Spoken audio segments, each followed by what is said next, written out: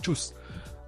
Já jsem vás v jednom videu nedávno vyzval, abyste mi pojmenovali, nebo abyste mi pomohli pojmenovat obraz, tady ten, který je za mnou, protože jsem zatím bez inspirace, co se týče názvu. A napsali jste mi tam pár komentářů, takže bych to chtěl komentovat, protože se mi docela líbily ty návrhy. Takže jdem na to.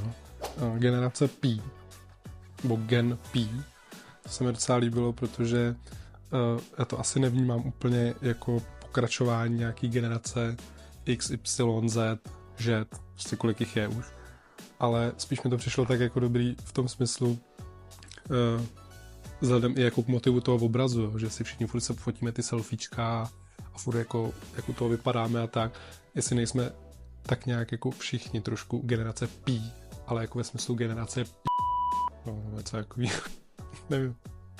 Trošku to ve mně jako vyvolává tady tu představu, takže to bylo docela dobrý. Greek Pig. Greek Pig je dobrý.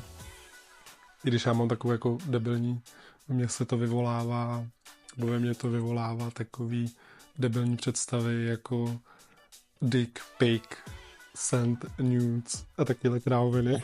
Takže se omlouvám, ale tady u toho mám takovou jako bujnou představivost a silnou představivost, takže to přejděte. Pak tady ještě pár komentářů je, ono jich teda není tolik, jo, abyste si jenom nemysleli, že jsem influencer. Žádnej nejsem. Zatím. Ale pak tady byla taková slovní hříčka selfie, selfie.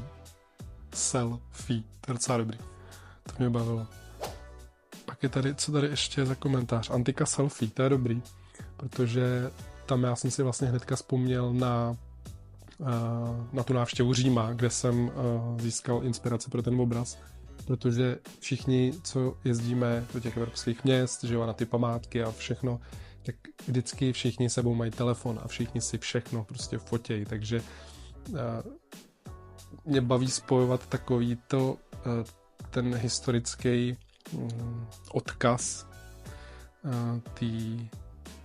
té historie a těch objektů uměleckých a těch památek, který tu byly, nebo který tu jsou od jak živa. A ten nápor obrovský těch turistů, který kamkoliv přijedou, tak si prostě všechno, ale všechno fotějí. A je tam miliarda lidí a je to prostě strašně úsměvný, jo? Možná až smutný trošku, že ty lidi už v dnešní době nevnímají ty památky svýma vlastníma očima, ale vnímají je už jenom skrze ten telefon a foťáky a sociální sítě, jo? Jak to bude vypadat, jak bude vypadat na sítích, jestli nám to někdo bude lajkovat, nebude lajkovat, jo? Ukázat, kde jsme byli. Jo? Je to takový vtipný, jo? Ale jako bohužel asi dnešní doba, no. Děláme to všichni a nevím, no asi všichni chtějí mít prostě památku na to, co zažili. Ale kde je ta hranice? To je otázka. Na památku. Další komentář. No, to je ono, no. Prostě lidi jako tak moc prostě všechno fotějí, že musí mít tu památku, musí mít tu fotku, kterou si teda jako zarámujou a vytisknou.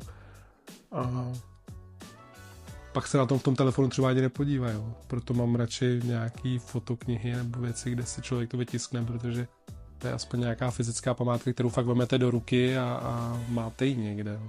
V tom telefonu prostě to člověk tam má, ale nikdy se na to nekoukne. Nová doba. No, komentář, nová doba. No, to je ono, no. To dnešní doba, to je prostě takhle, no. Spojení toho antického zobrazení, nebo antické sochy, kde ještě jedna z nich je oblečená jako moderním způsobem a ještě drží v ruce telefon, jo, a fotí si to selfiečko prostě s tou antickou sochou druhou a teď je otázka, jako, kdo jsme my, jestli ten týpek v červeném, to je prostě, my jsme ten týpek v červený mikině, že přijdeme na to místo a vnímáme tu historii, vnímáme ten čas a všechno tohle jako vnímáme, ale prostě v dnešní době je to tak, vezmeme telefon a hnedka fotíme. Že to byl i ten jako záměr toho obrazu, jo, že starší antický týpek, to je nějaká ta historie, nějaká ta památka, něco, co tu zůstalo po těch generacích předtím, generacích z minulosti, a týpek v červeném jsme my. My přijdeme na to místo, vnímáme tu historii, všechno tohleto jako víme, v hlavě cítíme, ale vezmeme prostě do ruky telefon a hned začneme prostě cvakat a jsme takový uspěchaný a moderní a honem rychle na sítě. To mě pobavilo. Takže díky moc za komentáře, pobavili jste mě a jste mi jako fakt dali docela inspiraci, takže uvidíme, jak se nakonec obraz bude jmenovat, jsem zvědavý sám. To ještě uvidíme a příště se uvidíme asi možná u jednoho videa, který bude trošku možná překvapení. Bude to možná takový zajímavý experiment, takže to někdy teďka v blízké budoucnosti, tak mě sledujte a určitě se rozvíte, o co jde. Tak se mějte a čau.